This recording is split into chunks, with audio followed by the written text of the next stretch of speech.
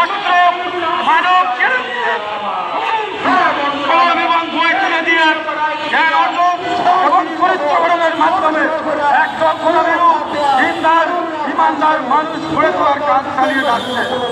ধারাবাহিক সংগ্রাম, স্বৈরাচার সরকারের সাথে বিরুদ্ধে আন্দোলন, মুসলিম আনাস্তির বিরোধী আন্দোলন, ফতোয়া বিরোধী আন্দোলন, বাবরি মসজিদ রক্ষা লং মার্চ আন্দোলন থেকে শুরু করে সংস্কার আন্দোলন, দীর্ঘ 15.5 বছর ফাসিস্ট শেখ হাসিনার বিরুদ্ধে ধারাবাহিক আন্দোলন, সর্বশেষ ছাত্র জনতার গণ অভ্যুত্থানের সামনে থেকে নেতৃত্ব দান এবং সক্রিয় অংশগ্রহণের মাধ্যমে এদেশ থেকে শেখ হাসিনা এবং শেখ হাসিনার দোষর হিসেবে বিতাড়িত করা হয়েছে।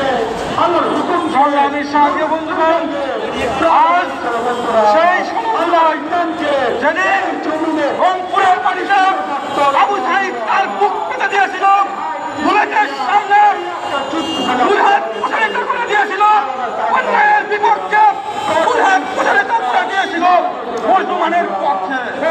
আজ আমরা এখানে দাঁড়িয়ে সেই আবু সাইদের উত্তরসূরি হিসাবে স্পষ্ট ভাষায় বলতে চাই, এই জুলাই নিয়ে জুলাইয়ের শরৎ নিয়ে তাল বাহানা চলছে। সংগ্রামী সাথী বন্ধুগণ, এদেশের মুক্তিকামী মানুষের শুরু হচ্ছে জুলাই শুরু, আগামী বাংলাদেশের ভবিষ্যৎ হচ্ছে জুলাই শুরু। পরবর্তী বিলম্বে এই জুলাই শরতের ঘোষণা দিতে হবে।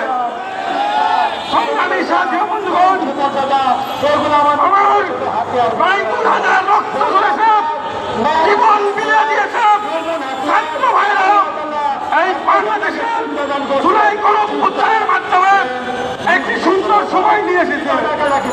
আজ অনেকে সুন্দর সময় উপভোগ করছেন, রাজনীতি করছেন, কেউ কারাগার থেকে মুক্ত হয়েছেন, কেউ আইনের ঘর থেকে মুক্ত হয়েছেন, অথচ এই জুলাই বিপ্লব নিয়ে অনেকেই সিনেমিনে খেলতেন, অস্বীকার করার চেষ্টা করছে।